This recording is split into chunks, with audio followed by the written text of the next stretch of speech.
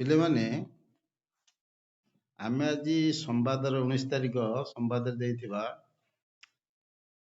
ସାହିତ୍ୟର ଗୋଟେ objective set ଆଲୋଚନା କରିବା ହେଲା।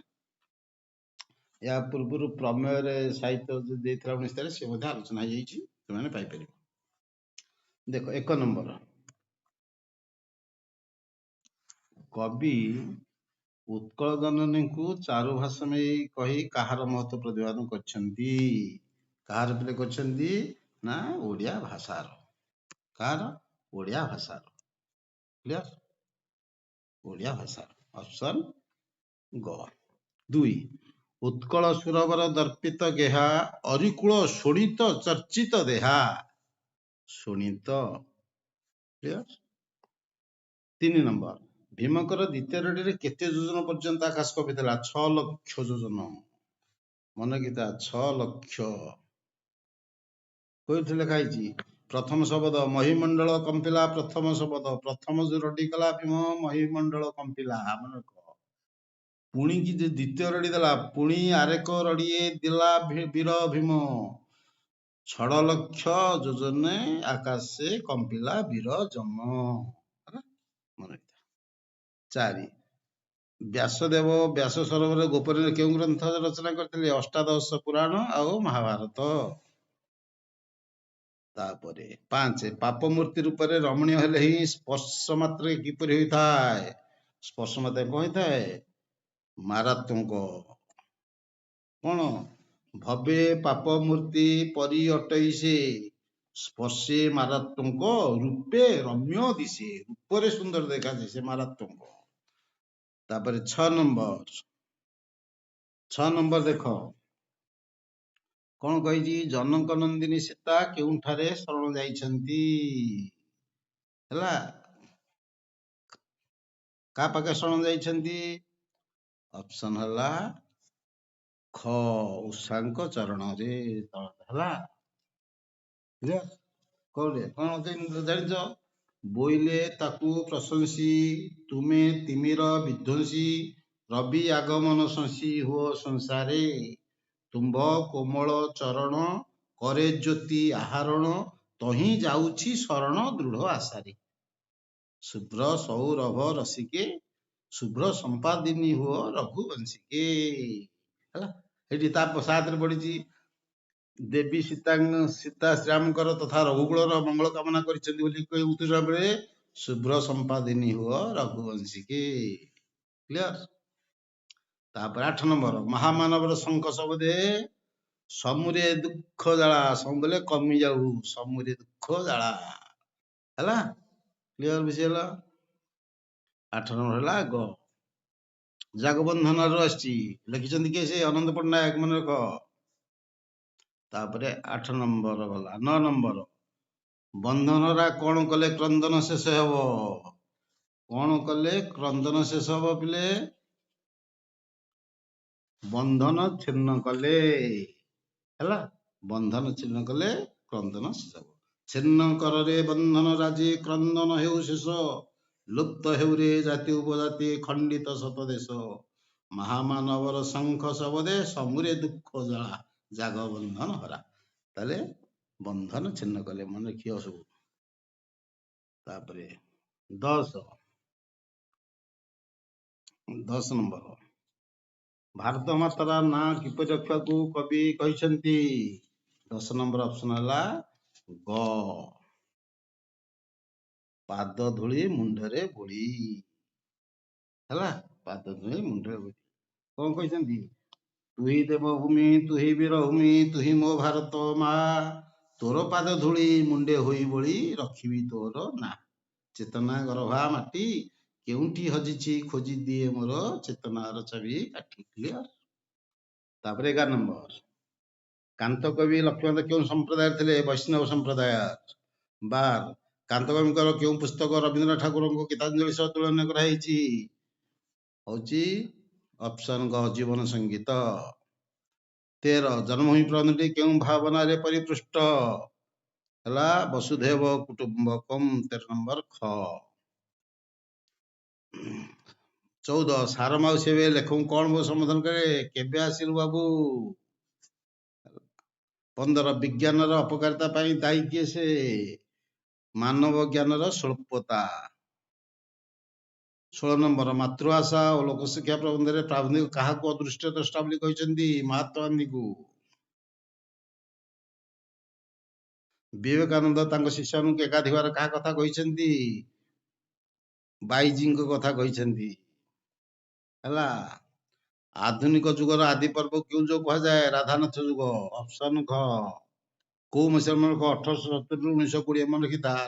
1870 ରୁ 1920। 1920 ରାଧାନାଥ ଯୁଗ। କେଉଁ କବି କାବ୍ୟ କବିତା ନାଟକ ଉପନ୍ୟାସ 27 ଗଳ୍ପ ଲେଖିଛନ୍ତି? ଗୋଦାବରୀଶ ମିଶ୍ର। 20 ଉତ୍କଳ ଉପନ୍ୟାସ କେଉଁ ଯୁଗର କର୍ଣ୍ଣଧାର? ସତ୍ୟବାଦ ଯୁଗର କର୍ଣ୍ଣଧାର। କାଠୁରିଆ ଗ୍ରନ୍ଥିଳ 21 ନମ୍ବର। କାଠୁରିଆ ଗ୍ରନ୍ଥିଳ ଶିରାଳ କାଠକୁ କେଉଁ ପ୍ରକାର ଥିଲା? ଛିନ୍ନ ଭିନ୍ନ କରି ମଞ୍ଜ ବାହାର କରି। ଅପସନ ଘ। 22 ନମ୍ବର। ଦାମିକିଆ କାଠକୁ ଲେଖକ ପସନ୍ଦ କରି କାହିଁକି କିଣିଲେ? ନା ଘର ପଙ୍ଖା କଳା ହବନି ବୋଲି। 23 ଅଶୋକଙ୍କର ଶିଳାଲେଖରେ କେଉଁ ବିଷୟରେ ଉଲ୍ଲେଖ ନାହିଁ? କଳିଙ୍ଗ ରାଜାଙ୍କ କଥା ଉଲ୍ଲେଖ ନାହିଁ। ଅଛି କୋଉ କଥା ଅଛି? ରାଜାଙ୍କର ରନ୍ଧନଶାଳା। ପ୍ରଜାମାନଙ୍କର ରନ୍ଧନଶାଳାରେ କେତୋଟି ମୟୂର ମାଂସ ରନ୍ଧନ କରାଯାଇପାରେ ଏକଥା ଲେଖା ଅଛି, କିନ୍ତୁ କଳିଙ୍ଗ ରାଜା କଥା ଲେଖା ହେଇ ନାହିଁ। କ୍ଲିୟର? ମନେ ହେଲା ନା ନାହିଁ? ତାପରେ ଇତିହାସରେ କାହାର ନାମ ନାହିଁ ବୋଲି ଅଙ୍ଗଦ ଇତିହାସ ପୁରୁଷଙ୍କୁ ପଚାରିଥିଲେ? ଅପସନ ଗ। ଇତିହାସରେ କାହାର ନାମ ବୋଲି ଅଙ୍ଗଦ ଇତିହାସ ପୁରୁଷରେ? ରାଜେଶ୍ୱରୀଙ୍କର। ଅପସନ ରାଜେଶ୍ୱରୀଙ୍କ ନାଁ। ଅପସନ ଗ। ହେଲା। 25 ଭାଗୀରଥ କାହାର ବାଟ କଢେଇ ପୃଥିବୀକୁ ଆଣିଥିଲେ? ଗଙ୍ଗା। ଭଗୀରଥ ଆଣିଥିଲେ। ଭଗୀରଥ କାହାର ବାଟ କଢେଇ ଆଣିଥିଲେ? ଗଙ୍ଗା। ତେଣୁ ଗଙ୍ଗାକୁ କହନ୍ତି ଭାଗୀରଥୀ। 26 ନଟବର ବାବୁଙ୍କ ଶିଶୁ ମନରେ କେଉଁ ପ୍ରତିଜ୍ଞା ଥିଲା? ବୋଉକୁ ସୁଖରେ ରଖିବାର। 27 ବାସ୍ତବତାରେ କଣ ମିଶିଲେ ଦ୍ୱନ୍ଦ୍ୱ ସୃଷ୍ଟି ହୁଏ? ସ୍ୱପ୍ନର ଆବେଗ। 27 ହେଲା ଘ। ସ୍ୱପ୍ନର ଆବେଗ।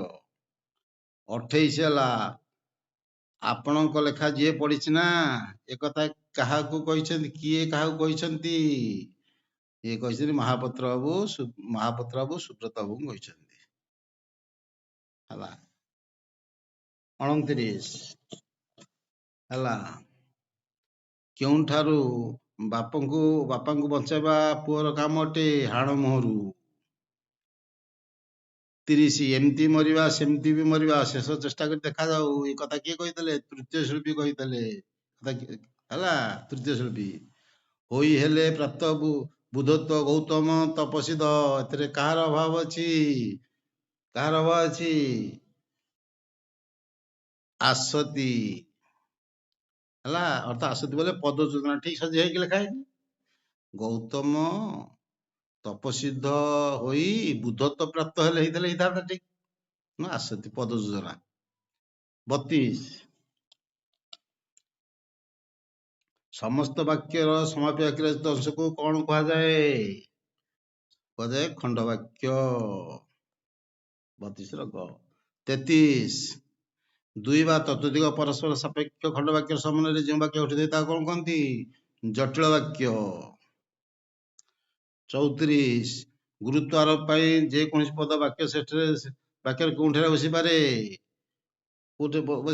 ଶେଷରେ। ବାକ୍ୟ ଗୁରୁତ୍ୱ ଆରୋପ ପାଇଁ ବାକ୍ୟ ଶେଷରେ ବସିପାରେ।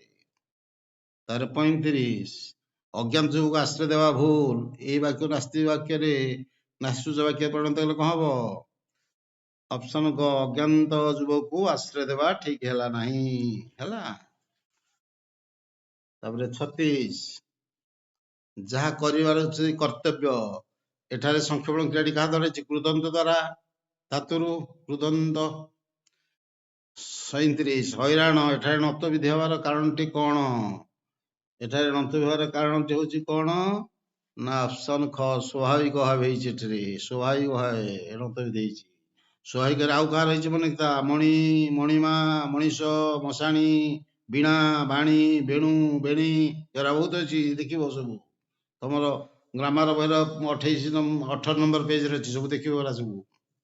ତାପରେ 38 ନମ୍ବର ଦେଖ କେଉଁ ସ୍ୱର ବର୍ଣ୍ଣ ପରେ ସ ଥିଲେ ତାହା ସ ହୋଇନଥାଏ?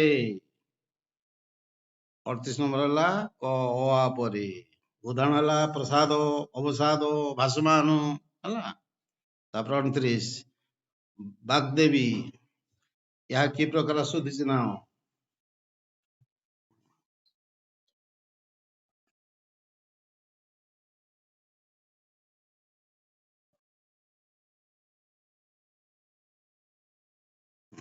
ଏହା ହଉଛି ପିଲେ, ଏହା ହଉଛି ବାଗ୍ଦେବୀ ସନ୍ଧିଗତ ଔଷଧି ହେଲା। 40 ନମ୍ବର ନିମ୍ନରୁ ଶୁଦ୍ଧ ଶବ୍ଦଟି ବାଛି ଲେଖ। ଶୁଦ୍ଧ ଶବ୍ଦ କିଏ ସେ 40 ର? ନାଇଁ ଅପସନ ଗ ଶଶି ଭୂଷଣ ହେଲା। ତାପରେ 41 ନମ୍ବର ପିଲେ, ଏଠି ଯୋଉ 41 ନମ୍ବର ଲେଖିଛି, 41 ନମ୍ବର ଲେଖିଛି ଆଖି କି ପାଇବା। ଆଖି ପାଇବା ଅର୍ଥ ସେ ଦେଇଛି ଅପସନ ଚାଲାକ ହବା ନାହିଁ, ଚାଲାକ ନୁହଁ। ଆଖି ପାଇବା ଅର୍ଥ ପସନ୍ଦ କରିବା। କଣ ହବ? ପସନ୍ଦ କରିବା ହବ ହେଲା। କ୍ଲିୟର?